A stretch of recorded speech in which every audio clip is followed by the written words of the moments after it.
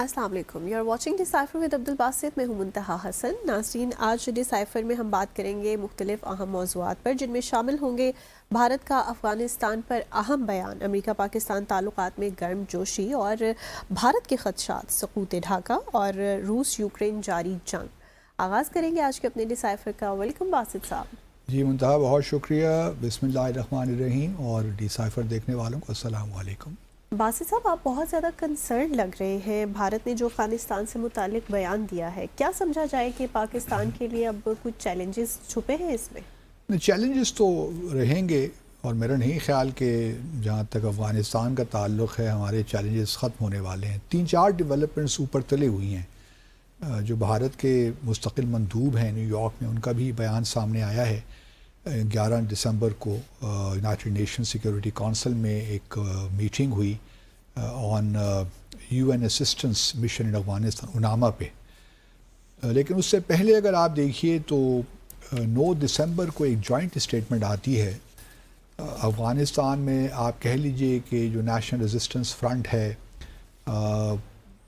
یا جو اپوزیشن ہے یا پہلے جو حکومت میں تھے، جی، ان کی جانب سے ایک جوائنٹ اسٹیٹمنٹ آئی، جس میں احمد شاہ مسعود ہیں، عبدالرشید دوستم ہیں، اسماعیل خان جو گورنر رہے ہیں وہ بھی ہیں، حنیف اتمر جو نیشنل سیکورٹی ایڈوائزر تھے اشرف غنی کی حکومت میں، محقق۔ تو انہوں نے کی ایک نیشنل کنسنسس ان کا سامنے آیا ہے، اور ان کا کہنا یہی ہے کہ جی یو این کی سپرویژن میں انٹرا افغان ڈائلاگ ہونا چاہیے، کیونکہ جو اس وقت ایک کرائسس ہے افغانستان میں، اس کو ایڈریس کرنے کے لیے بہت ضروری ہے۔ لیکن میرے خیال میں یہ خواب دیکھ رہے ہیں، کیونکہ افغانستان نے کوئی ڈائلاگ کے ذریعے تو حکومت نہیں لی تھی۔ جی، انہوں نے تو جدوجہد کی، جیسے بھی کی، بہرحال ان کو بالآخر کامیابی ملی۔ اور جو نظریاتی اختلافات ہیں وہ بھی ہمارے سامنے ہی ہیں۔ طالبان کی حکومت کبھی بھی کوئی ایسا قدم نہیں اٹھائی کہ جس سے اس کی نظریاتی جو ساخت ہے اس کو نقصان پہنچے۔ تو اس وجہ سے یہ بہرحال ایک اور انٹرسٹنگ بات یہ ہے کہ یہی لوگ پاکستان مخالف اسٹیٹمنٹس دیا کرتے تھے جب اشرف غنی اور حامد کارزائی کی حکومت تھی۔ تو میں دیکھ رہا تھا پچھلے دن احمد شاہ مسعود نے پاکستان کی پالیسی کو انڈورس کیا ہے۔ تو مطلب یہ بتانا چاہ رہے ہیں کہ جو اے پی ایس کا حملہ ہوا تھا 2014 میں، دسمبر 2014 میں، تو وہ تو کس کی حکومت میں ہوا؟ طالبان تو اس وقت حکومت میں نہیں تھے۔ تو یہ پرابلم تو پہلے سے چل رہا ہے۔ بہرحال یہ ایک ہے کہ یہ سارے لوگ جو پہلے اپوزیشن میں، اب اپوزیشن میں ہیں، پہلے حکومت تھے، یہی پاکستان کو کرٹیسائز کر رہے تھے، آج پاکستان کے نقطہ نظر کی حمایت کر رہے ہیں۔ صحیح۔ اس کے بعد پھر یہ 9 دسمبر کو یہ جوائنٹ اسٹیٹمنٹ آئی۔ 10 دسمبر کو افغانستان میں جو تقریباً 1000 کے قریب افغانستان علماء کا ایک اجلاس ہوا، تو ان کی جانب سے بھی ایک اسٹیٹمنٹ آئی۔ وہ اسٹیٹمنٹ انٹرسٹنگ اس لیے ہے کہ اس میں یہ کہا گیا ہے کہ، کیونکہ آپ کو یاد ہوگا کہ ہم نے پہلے بھی ڈسکس کیا تھا کہ جو امیر ہیں افغانستان کے، انہوں نے ایک بیان میں کہا تھا کہ کوئی بھی پاکستان میں، افغانستان سے پاکستان میں کوئی ایسی ایکٹیویٹی نہیں کر سکتا جو پاکستان کے لیے خطرے کا باعث ہو یا اس کی سیکیورٹی کو چیلنج کرے۔ یعنی کہ دہشت گردی کے جو واقعات ہو رہے تھے، انہوں نے اس کو پبلکلی ڈسون کیا کہ ہم کسی ایسی چیز کو سپورٹ نہیں کرتے۔ اب یہ جو علماء کا اجلاس ہوا، انہوں نے بھی مور اور لیس وہی باتیں دہرائی ہیں کہ پاکستان میں جو ہے جو بھی ایکٹیویٹی ہو رہی ہے افغانستان سے، اس کو روکا جائے۔ وہ کسی طور بھی امیر المومنین کا جو آرڈرز ہیں اس سے مطابقت نہیں رکھتے، ان کو فوری طور پہ بند ہونا چاہیے، اور اگر یہ بند نہ ہوئے تو اس کو بغاوت تصور کیا جائے گا۔ تو مطلب اس قسم کا ایک جوائنٹ اسٹیٹمنٹ ان کی جانب سے نکلی، جو کہ بڑی مناسب تھی، اور اس کو پھر افغانستان کی حکومت نے انڈورس بھی کیا۔ ایک بیان ہے امیر خان متقی کا، جو کہ وزیر خارجہ ہیں اس وقت افغانستان کے، تو ان کی جانب سے بھی آیا کہ یہ ہم انڈورس کرتے ہیں، اور جو کوئی بھی کارروائی کر رہا ہے افغانستان سے پاکستان میں، اس کو ہم انڈورس نہیں کرتے بلکہ ہم اس کو اپوز کرتے ہیں۔ پھر اس پہ پاکستان کا بھی ری ایکشن آیا۔ پاکستان کا ری ایکشن تھا کہ بھئی ہم اس کو ویلکم کرتے ہیں، لیکن کیا یہ واقعی افغانستان حکومت کی پالیسی ہے یا صرف باتوں کی حد تک؟ بالکل. تو ہماری خواہش یہی ہے کہ ہمیں کچھ ایسی ایشورنسز دی جائیں کہ آئندہ سے افغانستان سے پاکستان میں کوئی دہشت گردی کی کارروائیاں نہیں ہوں گی. ساتھ انہوں نے اس بات کو بھی ایکنالج کیا ہمارے اسپوکس پرسن نے کہ پچھلے 2 ہفتوں سے کارروائیوں میں کمی آئی ہے. تو اس کا مطلب یہ ہے کہ پاکستان اور پاکستان نے کسی نہ کسی حد تک جو پریشر بلڈ کیا تھا اس کا پازیٹیو ریسپانسز آنا شروع ہو گئے ہیں فی الحال. لیکن میرا ابھی بھی یہ خیال یہی ہے، میری رائے یہی ہے کہ افغانستان حکومت کے ساتھ آپ کو انگیج ہونا چاہیے. اسٹیٹمنٹس اپنی جگہ پہ، کل بھی ہمارے وزیر اعظم نے ترکمنستان میں اشخاباد میں وہاں پہ گئے ہوئے تھے، تو وہاں بھی ایک اسٹیٹمنٹ دی کہ افغانستان کی جو سرزمین ہے وہ دہشت گردی کے خلاف استعمال نہ ہو. جو ہماری ایک پوزیشن ہے اس کی ضرورت تھی نہیں تھی، آئی ڈو ناٹ نو، اس پہ کامنٹری کی جا سکتی ہے، لیکن یہ ہے کہ ہمارے کنسرنز ہیں، ہم اس کا برملا اظہار بھی کرتے ہیں. تو اب دیکھنا یہی ہے کہ کیا آنے والے ہفتوں اور مہینوں میں جو صورتحال اس وقت ہے وہ برقرار رہتی ہے یا پھر TTP کی کارروائیوں میں مزید اضافہ ہوتا ہے. آئرنی یہ ساری سچویشن میں یہ ہے کہ جہاں پہلے ہم کھڑے تھے آج وہاں ہمیں بھارت کھڑا ہوا ملتا ہے. یعنی کہ طالبان کے ساتھ ان کے جو تعلقات ہیں وہ اس میں کافی گرمجوشی نظر آتی ہے، چونکہ جب آپ کا ہوتا ہے نا کہ دشمن جو ہوتا ہے وہ پھر آپ کا دوست ہو جاتا ہے.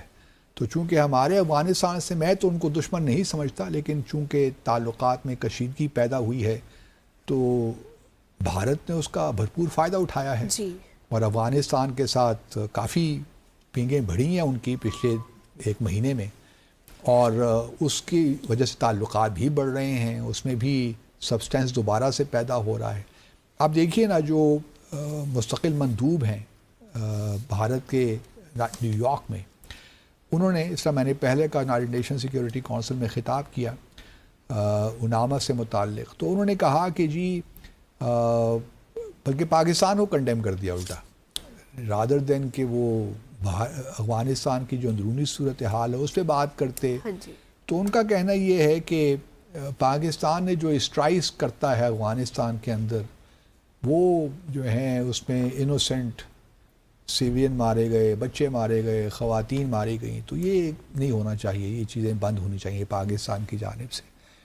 لیکن میں مستقل مندوب صاحب کو یاد دلاتا چلوں کہ آپ نے بھی تو پہلگام کے واقعے کے بعد پاکستان پہ جو حملہ کیا تھا، جس میں بہت سی خواتین اور بچے شہید ہو گئے، تو اسی کا جسٹیفیکیشن ہے آپ کے پاس؟ پہلگام میں ایک واقعہ ہوا نا، اس کو پاکستان نے بھی کنڈیم کیا 22 اپریل کو جو ہوا.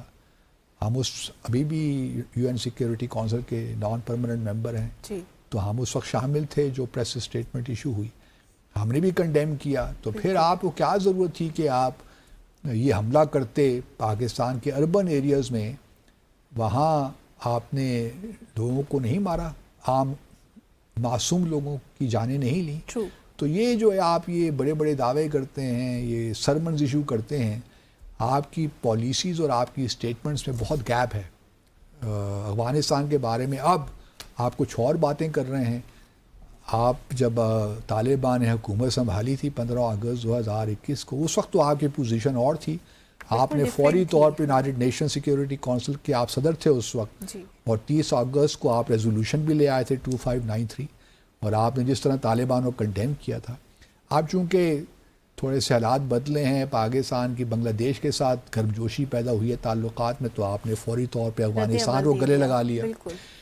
تو اچھا، یہ کہا، ایک تو یہ ان کا بیان بالکل غلط ہے، اور پاکستان نے کہیں نہیں کہا کہ ہم نے اسٹرائک بھی کی ہے، جو پچھلے دنوں افغانستان کی جانب سے بھی اس پہ بات ہو رہی تھی.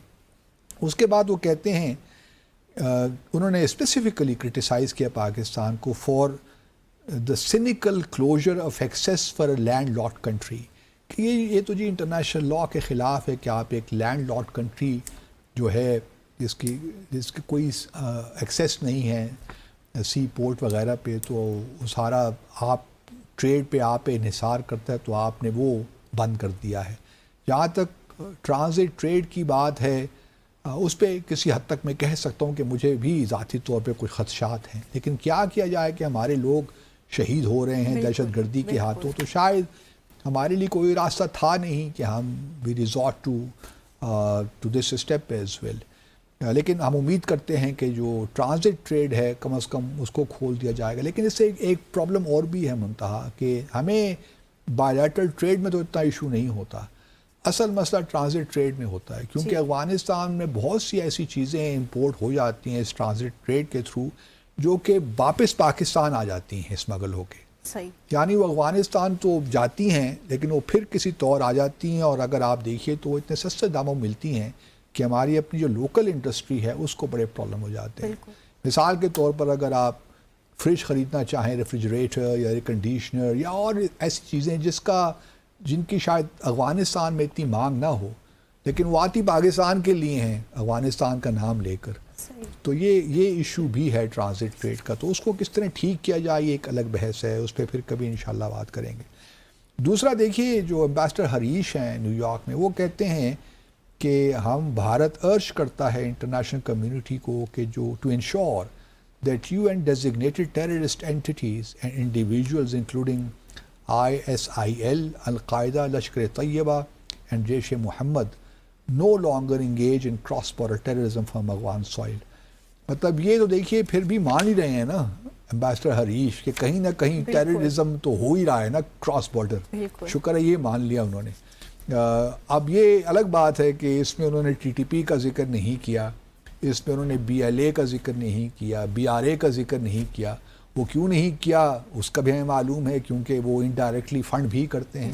ایون جو طالبان کے TTP کے جو فٹ سولجرز ہیں ان کو بھی علم نہیں ہوتا کہ وہ کس کے لیے استعمال ہو رہے ہیں. اوپر ماسٹر مائنڈ کوئی اور ہے، پھر آپریٹو جو نیچے ہیں فٹ سولجرز وہ کوئی اور ہیں، بیچ میں لوگ جو سارا کام کرتے ہیں وہ کوئی اور ہیں. تو اس لیے کافی پیچیدہ معاملہ ہے. اور اس کے بعد یہ ضرور ہے کہ بھارت نے جو اپنی پالیسی اڈاپٹ کر رکھی ہے نا افغانستان سے متعلق، وہاں پہ پبلک گڈ ول ان کے لیے بہت زیادہ ہے as compared to Pakistan unfortunately, جو ہمارے لیے ہونی چاہیے تھی. لیکن اگر آپ دیکھیے بھارت کی پالیسی یہ رہی ہے پچھلے 20 سالوں میں کہ انہوں نے ان پروجیکٹس میں انویسٹ کیا ہے جہاں پہ لوگوں کو نظر آتا ہے کہ بھارت بہت ہیلپ کر رہا ہے افغانستان کی. چاہے وہ سلما ڈیم آپ لے لیجئے، پارلیمنٹ کی بلڈنگ لے لیجئے، بہت انہوں نے ہاسپٹلز بنائے ہیں، یونیورسٹیز بنائی ہیں. ہم نے بھی کیا ہے، ہم نے ایک میڈیکل کمپلیکس ہم نے بھی بنایا ہے، ہم نے بھی کچھ تھوڑا بہت. لیکن ہماری انویسٹمنٹ کا مسئلہ یہ ہے کہ ہمارے جو پروجیکٹس ہم نے شروع کیے تھے وہ کمپلیٹ ہم نہیں کر پائے. جی بالکل ہمارا یہ پرابلم رہا ہے. ریسورس کنسٹرینٹس نہیں ہیں، لیکن بھارت نے تقریباً مور اور لیس $3 بلین انویسٹ کیے ہیں پچھلے 20 سالوں میں مختلف پروجیکٹس میں.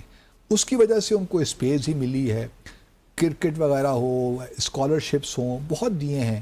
ہم نے بھی یہ سب کچھ کیا ہے، لیکن ہم اس کو انفارچونیٹلی اس گڈ ول کو ریٹین نہیں کر سکے. غلطی کس کی ہے؟ غلطی تو اب بہت سے کچھ افراد کی ہے، کچھ ناسمجھی ہے. آئی ڈو ناٹ نو، وہ کسی اور پر ڈسکس کریں. آپ نے تو بات ہی ختم کر دی. I do not know. Let's take a short commercial break hair.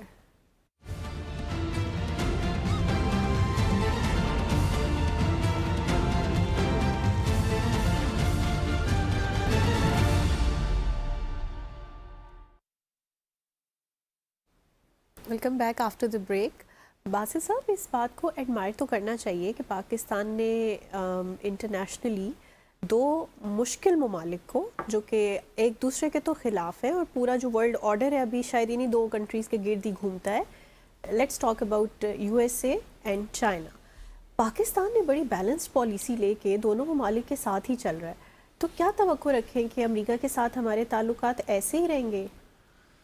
دیکھیے یہ تو پریڈکٹ کرنا بہت مشکل ہے، کیونکہ امریکہ میں جو پالیسی ہے نا فارن پالیسی، اس میں صدر کا بڑا ہاتھ ہوتا ہے. بالکل. اور اس کی بعض اوقات پرسنل پروکلیوٹیز اور اس کی جو انکلینیشن وہ بڑی اہم ہو جاتی ہیں یہ چیزیں بھی. جی.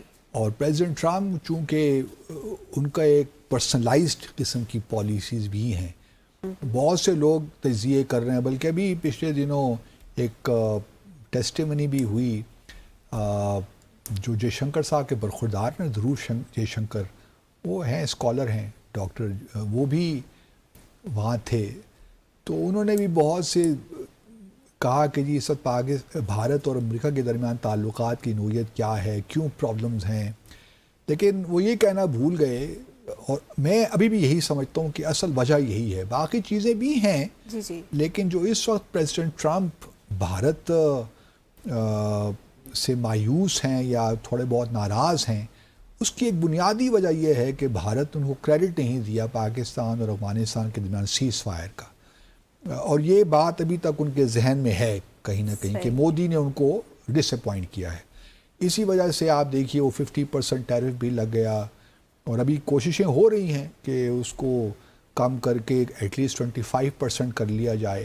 اب یہ کب ہوتا ہے؟ ابھی پچھلے دنوں جو امریکہ کے ڈپٹی ٹریڈ ریپرزینٹیٹیو ہیں وہ بھی آئے ہوئے تھے بھارت، لیکن وہ کنکلوسیو نہیں ہو سکے۔ ابھی بھارت کی خواہش یہ ہے کہ کس طریقے سے جو روس کے حوالے سے 25% ٹیرف لگا تھا وہ کس طریقے سے ہٹ جائے، کیونکہ ابھی تک بھی اگر آپ دیکھیے تو Bharat has not done bad in my view, جو امریکہ کو اس کی ایکسپورٹس ہیں وہ تقریباً زیادہ ہوئی ہیں پچھلے کچھ ماہ میں، جس کا مطلب یہ ہے کہ ابھی اس طرح ہرٹ نہیں کر رہی، لیکن وہ ہرٹ کیوں نہیں کر رہی؟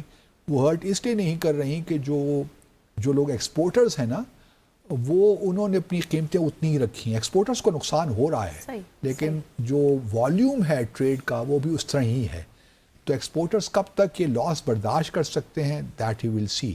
اسی لیے ایکسپورٹرز پر یہ پریشر ہے بھارت کی حکومت پہ کہ آپ یہ جو رشیا ریلیٹڈ آئل ریلیٹڈ ٹیرفز ہیں کم از کم ان کو تو ہٹوائیے نا 25%، تو باقی جو 25% رہ جائیں گی اس پہ ہم کچھ نہ کچھ کر لیں گے، لیکن وہ بھی کم ہونی چاہیے۔ لیکن اس وقت بحث یہی ہو رہی ہے، اب وہ بھارت نے جو آئل امپورٹ ہے رشیا سے وہ بھی کافی کم تو کر لیا ہے، اب دیکھتے ہیں کہ پریزیڈنٹ ٹرمپ کس حد تک امینیبل ہیں ٹو دس سجیسشن۔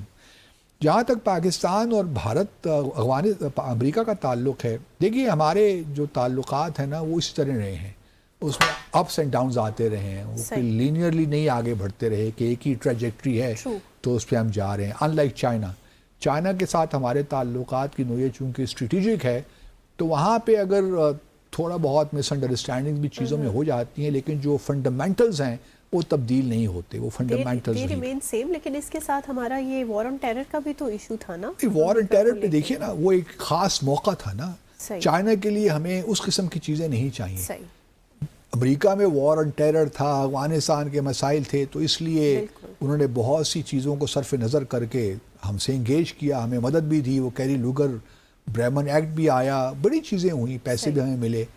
اب دیکھیے بائیڈن کے زمانے میں ہمارا کوئی کانٹیکٹ نہیں تھا، اس سے پہلے جو ہے کچھ پریزیڈنٹ ٹرمپ کی پہلی ایڈمنسٹریشن میں پھر بھی کچھ نہ کچھ کانٹیکٹ ہمارا تھا، لیکن پریزیڈنٹ بائیڈن کے زمانے میں کوئی ہمارے وزیر اعظم وہاں نہیں گئے، نہ وہاں سے کوئی آیا، تو ایک لحاظ سے آپ کہہ سکتی ہیں کہ بس سفارتی لیول پہ ہی جو تعلقات تھے وہ سو تھے اور کوئی اتنی زیادہ ایکٹیویٹی نہیں تھی۔ لیکن یہ ضرور ہے کہ اب پریزیڈنٹ ٹرمپ کے آنے سے اور خاص طور پہ مئی میں جو جنگ ہوئی پاکستان بھارت کے درمیان، اس کے بعد ہمیں ویزیبلی ایک نظر آتا ہے کہ پریزیڈنٹ ٹرمپ جہاں دیکھ رہے ہیں چیزوں کو، وہاں پاکستان بھی ان کے لیے ایک ریلیونٹ ملک ہے ان کی پالیسیز میں۔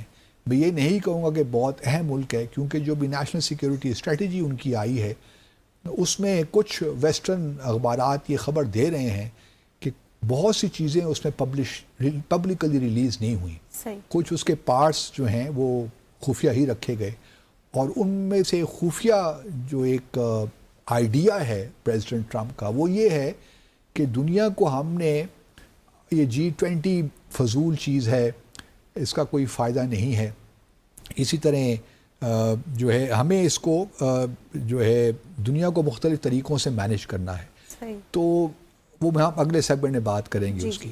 لیکن پاکستان کے ساتھ تعلقات میں دو ایک اہم ڈیولپمنٹس ہوئی ہیں۔ ایک تو دیکھیے نا جو ریکو ڈک ہے اس میں اب امریکہ نے یہ فیصلہ کیا ہے $1.2 بلین کی انویسٹمنٹ کا۔ It's a huge thing in my view, اور یہ اچھی بات ہے، اور مجھے اس میں کوئی ایشو نہیں ہے، نہ کسی کو ہونا چاہیے۔ اس سے تو دیکھیے دو فائدے ہوں گے۔ ایک فائدہ تو یہ ہے کہ امریکہ کی انویسٹمنٹ آئے گی، امریکہ کا انٹرسٹ اور بڑھے گا پاکستان میں، چاہے وہ کاپر ہیں، گولڈ مائن جو بھی ہیں، اس میں اگر امریکہ کی انویسٹمنٹ آتی ہے تو اس سے ہمیں فائدہ تو ہوتا ہے نا. بلوچستان میں تقریباً 7,500 جابس کریٹ ہوں گی اس انویسٹمنٹ کی وجہ سے. امریکہ میں بھی ہوں گی، امریکیوں کو بھی فائدہ ہوگا، تقریباً 6,000 جابز وہاں پہ کریٹ ہوں گی. تو یہ پاکستان میں انویسٹمنٹ کا فائدہ میوچل بینیفٹ ہی ہے. اب اس سے ایک تو یہ ایک ایسپیکٹ ہے کہ پاکستان کی اکانومی کو کہیں نہ کہیں بہتری تو آئے گی نا. ہمیں ایک ایکوپمنٹ ہمارے لیے نیا آئے گا، مائننگ ایکوپمنٹ ہمارے پاس اس طرح ہے نہیں، جدید ٹیکنالوجی آئے گی، انویسٹمنٹ آئے گی، ہمارے لیے ایک آٹومیٹک لابی اور بن جائے گی امریکہ میں، جو ہمارے بہاف پہ امریکہ کے انتظامیہ پہ انفلوئنس کرے گی اگر پرائیویٹ سیکٹر آتا ہے. تو چونکہ یہ سارا پرائیویٹ سیکٹر میں ہوگا تو یہ بڑی اچھی بات ہے. اور بھی اس سے انکریج ہوگی دوسری کمپنیز بھی، وہ بھی آگے بلوچستان میں نہیں تو کہیں اور آ کے انویسٹمنٹ کریں گی. تو ہمیں اس سے تھوڑا بہت یہ ہے کہ امید رکھنی چاہیے کہ امریکی انویسٹمنٹ آتی رہے گی، یہ ون آف چیز نہیں ہوگی. دوسرا اس کا اسپیکٹ یہ ہے کہ بلوچستان میں انسرجنسی تو ہو رہی ہے نا، اور اس انسرجنسی کو اگر آپ دیکھیں تو جو اس کے چیدہ کردار ہیں وہ بلوچستان میں نہیں ہیں، وہ باہر بیٹھے ہیں. وہ باہر بیٹھ کر کہاں سے پیسے لے رہے ہیں ہمیں نہیں معلوم، اور ان کی لاٹری نکلی ہوئی ہے. اب امریکہ، اور پہلے یہ تھا کہ یہ سارے انسرجنٹ جو تھے یا جو بھی، یہ چائنیز کو ہدف بناتے تھے اپنا. آئے دن ہم دیکھتے تھے کہ چائنیز جو ہیں ان کو مارا جاتا تھا، بلوچستان میں بھی، کراچی میں بھی ان کو ٹارگٹ کیا جاتا تھا. اب یہ جو امریکہ سے انویسٹمنٹ آ رہی ہے، کیونکہ یہ سارے لوگ، اس طرح میں نے پہلے کہا کہ ویسٹرن دنیا میں بیٹھے ہیں، اور اس میں بھارت کا بھی بہت بڑا ہاتھ ہے. اب بھارت کو یہ سینسٹیو ایک تو لحاظ سے ہوگا نا کہ وہ امریکہ کو کس طرح ٹارگٹ کرے. تو میں امید کرتا ہوں کہ اس انویسٹمنٹ کے آنے سے بلوچستان کے حالات میں بھی بہتری پیدا ہوگی. جو ملیٹنٹس کو اور ان کے جو سرپرست ہیں جو باہر بیٹھے ہیں، ان کو جو ایک سپورٹ حاصل ہے، اس میں شاید کچھ نہ کچھ کمی آئے.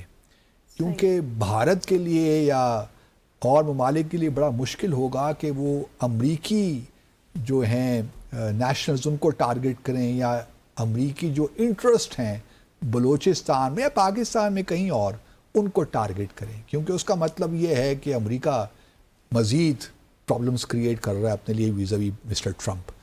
تو یہ دو اس کے پہلو ہیں جو کہ ہمارے لیے اطمینان بخش ہونے چاہیے. لیکن یہ بھی ضرور میں مینشن کرتا چلوں کہ امریکہ، دیکھیں ابھی امریکہ نے مثال کے طور پریزیڈنٹ ٹرمپ نے کل پرسوں 686 ملین ڈالر کا ایک ایگریمنٹ ہمارا ہوا ہے F-16 کی اپ گریڈیشن کے لیے، اس کا ہارڈ ویئر، اس کا سافٹ ویئر، اس کے لیے. تو یہ بڑی خوش آئند بات ہے. اس پہ بھی بھارت میں کافی تشویش پائی جاتی ہے، کیونکہ اس میں جو advance medium air to air missile بھی لگنے ہیں، وہ بھی اس کا بھی جو ہے سافٹ ویئر، ہارڈ ویئر، ساری چیزیں ٹھیک ہونے کی بات ہے، اپ گریڈیشن کی بات ہے. تو یہ بھارت کے لیے ایک بہت بڑا اس کے لیے خدشات ہیں کہ جی امریکی تو یہ کہتے ہیں نا کہ ہم جو بھی سپلائی کرتے ہیں پاکستان کو، وہ تو کاؤنٹر ٹیررزم، دہشت گردی کے خلاف استعمال ہوتا ہے، لیکن پاکستان تو F-16 بھارت کے خلاف استعمال کرتا ہے. تو یہ مناسب نہیں ہے. تو اس لیے وہ امریکہ پہ تھوڑا پریشر ڈالتے رہتے ہیں کہ آپ یہ F-16 کی اپ گریڈیشن تو کر رہے ہیں، کیونکہ ہمارے پاس اس وقت تقریباً ہمارے پاس کتنے ہوں گے ایئرکرافٹ F-16، 50 کے قریب، 40-50 کے قریب ہوں گے. تو اس کا مطلب یہ ہوا کہ اگر اس کا ہارڈ ویئر، سافٹ ویئر، اس کو ہم مینٹین، یہ پرانا ایک ایگریمنٹ، کوئی نئی بات نہیں ہے، پچھلے کئی سالوں سے ہم نے چونکہ خریدے ہوئے نا F-16، تو اس کی مینٹیننس بڑی ضروری ہوتی ہے تاکہ وہ آپریشنل رہیں. اب اگر ہم اس کو کرتے ہیں اپ گریڈ، تو یہ تقریباً 2040 تک ہمیں یہ کام کرتے رہیں گے، 15 سال مزید ہمیں مل جائیں گے F-16 کی. اور F-16 ایک بڑا اچھا ایئرکرافٹ ہے، سنگل انجن ایئرکرافٹ ہے، اور زبردست اس کی پرفارمنس ہے. اور اگر اس کی اپ گریڈیشن ہو جاتی ہے، جو کہ بائیڈن کے زمانے میں بھی ہوا تھا ایک ایگریمنٹ، اور اس کے بعد پھر فروری اس سال ہوا، اور اب یہ ہو رہا ہے 686 ملین کا. تو یہ ساری خوش آئند باتیں ہیں. میری رائے میں یہ سب چیزیں بہت اچھی ہیں، ہونا چاہیے، لیکن ساتھ ساتھ ہمیں اپنے ڈائسپورا کو بھی جو ہمارا امریکہ میں ہے اس کو کسی طریقے سے آن بورڈ لینا چاہیے چیزوں میں. وہ بہت کچھ کر سکتے ہیں جو حکومت کے لیول پہ نہیں ہوتا. میں آپ کو یقین دلاتا ہوں کہ اگر ہمارا ڈائسپورا کو ہم صحیح موبلائز کر لیں نا اور ان کی جو انرجیز ہیں ان کو صحیح چینلائز کر دیں تو پاکستان کے لیے بہت سے مسائل جو ہیں امریکہ میں نظر آتے ہیں وہ نہ ہو. لیکن آئرنی آف دا سچویشن ہے اس کہ ہمارا ڈائسپورا کو ابھی تک ہم بڑے عرصے سے ہم کوشش کر رہے ہیں لیکن ہو نہیں پاتا. کچھ ہمارے یہاں کے مسائل ہیں، وہ جو انویسٹمنٹ کرتے ہیں تو ان کی زیادہ تر انویسٹمنٹ ریئل اسٹیٹ میں ہو جاتی ہے.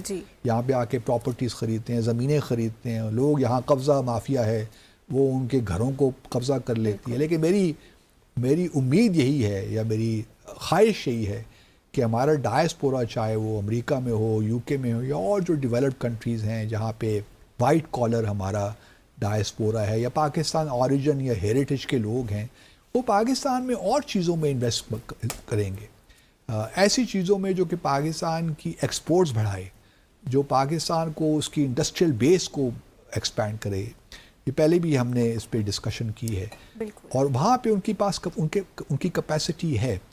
تو لیٹس ہوپ کہ اگر وہاں کی انتظامیہ اور پاکستانی ڈائسپورا پاکستان کے بارے میں پازیٹیو امیج رکھتے ہیں اور یہاں پہ انویسٹ کرنا چاہتے ہیں تو چیزیں پاکستان کے لیے بدل سکتی ہیں. پھر ہمارا آ جاتا ہے انٹرنل ڈائمنشن میں ہم نے اپنے انسٹیٹیوشنس کو ڈیولپ کرنا ہے، اپنا پولیٹیکل سسٹم میں جو انپریڈکٹیبلٹی ہمارے ہاں رہتی ہے اس کو ختم کرنا ہے.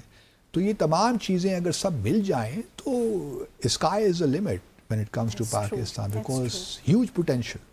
اور لیکن اب ہوتا ہے نہیں ہوتا بھی ڈو ناٹ نو. لیکن پریزیڈنٹ ٹرمپ کا جو ایک مزاج ہے ضروری نہیں ہے کہ وہ آنے والی ایڈمنسٹریشن کا بھی یہی مزاج ہو. اس لیے ہمیں اپنے تعلقات ہیں امریکہ کے ساتھ اس کو اسی اسپرٹ میں لینی چاہیے جس اسپرٹ میں وہ ہیں. صحیح. Let's take a short commercial break hair.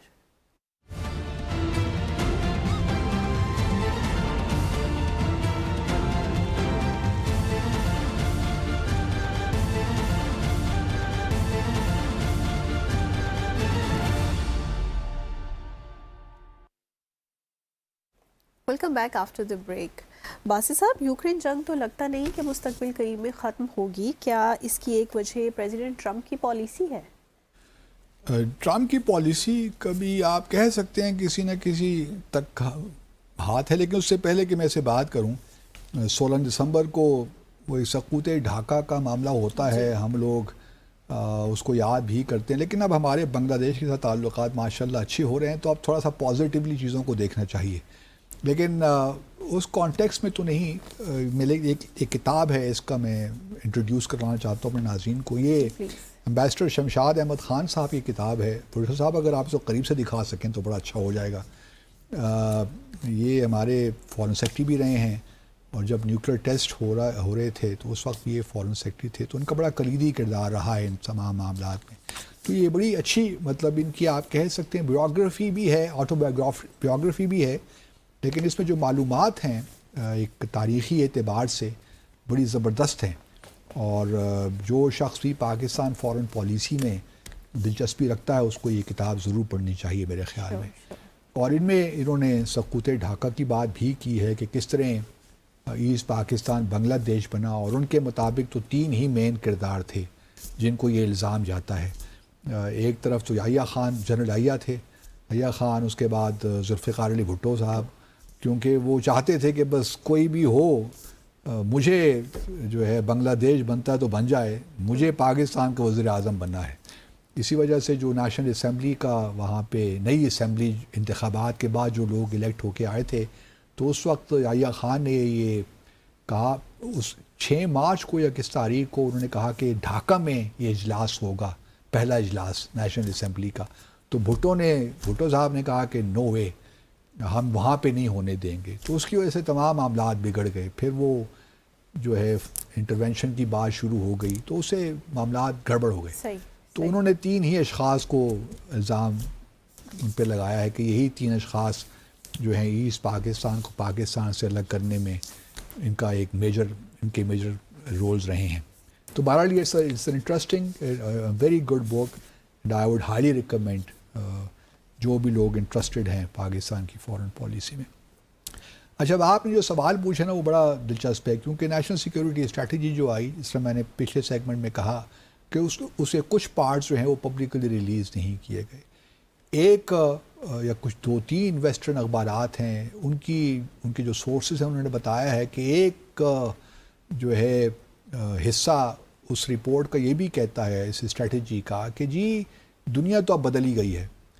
اب جو مین پلیئرز ہیں ٹرمپ صاحب کی نظر میں وہ 5 ہی ہیں جن کو دنیا کا انتظام سنبھالنا ہے کسی نہ کسی حد تک. اس میں C5 کا نام دیا گیا, کور کنٹریز, 5 کور کنٹریز. اس میں امریکہ تو شامل ہی ہے, چائنا اور رشیا بھی شامل ہیں. 2 اور کون سے ممالک آپ کے خیال میں ہو سکتے ہیں؟ سعودی عربیہ اور اسرائیل ہیں, اور کون سا ہو سکتا ہے؟ اسرائیل. اچھا یہ دونوں نہیں ہیں انفارچونیٹلی. انہوں نے کہا ہے کہ جی چین, رشیا, امریکہ تو ہیں ہی ہیں, لیکن ساتھ بھارت اور جاپان کی حد تک تو ٹھیک ہے. بھارت کہاں, بھارت اب بڑا ملک ہے نا, دنیا کا سب سے آبادی کے لحاظ سے سب سے بڑا ملک ہے, اور اس کی اکانومی گرو کر رہی ہے. اگر آپ دیکھیے چائنا سے بھی زیادہ گروتھ ریٹ ہے. وہ الگ بات ہے کہ ابھی بھی پتہ نہیں کتنے 100 ملین لوگ بھارت میں ابھی بھی پاورٹی لائنس نیچے رہتے ہیں. وہ پرابلم انفراسٹرکچر کے بھی ہیں, وہ بھی سارے ایشوز اپنی جگہ پہ, فالٹ لائنز بھی اپنی جگہ پہ, انسرجنسیز بھی چل رہی ہیں, چائنا کے ساتھ بھی ڈسپیوٹ, ہمارے ساتھ بھی ڈسپیوٹ, وہ باتیں سب اپنی جگہ پہ, لیکن اکنامکلی کہیں نہ کہیں چیزیں ٹھیک بھی ہیں. اور اس کے بارے میں ہمیں آنیسٹلی, ہمیں اچھے صحیح ریئلسٹک لینس سے دیکھنا چاہیے. اچھا اس کے اب ان کے خیال میں یہی 5 ممالک ہیں جو کہ دنیا میں ایک اہم رول ادا کریں گے. انٹرسٹنگلی آپ نے یوکرین کی بات کی, یورپ کی کہیں بات نہیں. یورپ سے بالکل وہ مایوس ہو چکے ہیں. ان کا خیال ہے کہ جو ویسٹرن یورپ خاص طور پہ ہے, اب تو خیر ایسٹرن یورپین کنٹریز بھی شامل اس میں ہو گئے ہیں, ہنگری وغیرہ یورپین یونین کا حصہ ہیں. ان کے خیال میں یورپ بحیثیت مجموعی اب وہ نہیں رہا جو کہ ہونا چاہیے تھا, وہ اس کا کردار نہیں رہا. جو یورپ, جو کانٹیننٹ رشیا کے خلاف سارے مل کے بھی جنگ نہیں لڑ سکتے, اور ان کی ڈپینڈنس امریکہ کی جانب دیکھتے ہیں, تو اس یورپ کا فائدہ کیا ہے؟ جرمنی کا کیا فائدہ ہے؟ UK کی نیوکلیر پاور کا کیا فائدہ ہے؟ فرانس کے نیوکلیر ہونے کا کیا فائدہ ہے کہ اگر وہ رشیا کے ایگریشن کو ڈیٹر نہیں کر سکتے؟ اور دیکھتے ہیں امریکہ کی جانب کہ آرٹیکل ہیں, بات تو ٹھیک کرتے ہیں نا. اور یہ بات بھی دیکھیے, یورپین یونین کو یا یورپ کو ایز اے ہول اس بات کا احساس بھی ہے. آج سے بڑے عرصے پہلے فرانس کی ایک خواہش رہی ہے کہ جو نیٹو ہے نا اس کا مکمل انحصار نہیں ہونا چاہیے امریکہ پہ. ہمیں اپنے اندر ایک کوئی اینٹی کھڑی کرنی چاہیے, کامن ڈیفنس پالیسی ان کی ہماری ہونی چاہیے, تاکہ ہم اپنے آپ کو ایک سیپریٹ ہمارا ڈیٹرنس ہونا چاہیے. لیکن وہ ہو نہیں سکا کیونکہ سارے یورپین کنٹریز تو اپنی ویلفیئر پہ خرچ کرتے ہیں. ڈیفنس بجٹ کا بہت سے کم ہے کیونکہ انحصار امریکہ پہ تھا نا. وہ آرٹیکل 5 کو انووک کر دیتے ہیں. تو ان کا خیال یہ تھا کہ جب بھی ہمیں کوئی خطرہ ہوگا چین سے یا کہیں اور سے تو امریکہ ہماری مدد کے لیے آ جائے گا. اور ویسے بھی امریکہ کے بے شمار ٹروپس وہاں موجود بھی ہیں, جرمنی تک بھی ہیں, اور وہاں اس کے لانگ رینج میزائلز بھی موجود ہیں.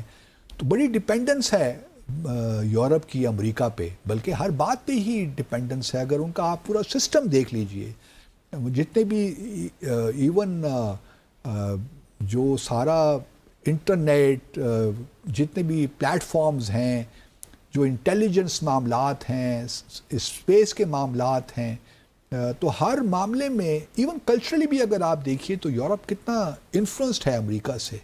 ایک نیو امپیریلزم یا کلچرل امپیریلزم جو ہے وہ تو یورپ میں کیا پوری دنیا میں اس وقت امریکہ کا ہے نا جی. میکڈونلڈز اور پیزا ہٹ اور کینٹکی آپ کو ہر جگہ نظر آ جاتے ہیں, KFC وغیرہ. اور ہالی ووڈ کی موویز کہاں نہیں دیکھی جاتی. نیٹ فلکس دنیا بھر میں اب دیکھا جاتا ہے. تو امریکہ کی ایک اوور آل پریزنس تو ہے, اس کو کاؤنٹر کرنے کے لیے اب چین کتنا عرصہ لیتا ہے وہ بہت مشکل ہے.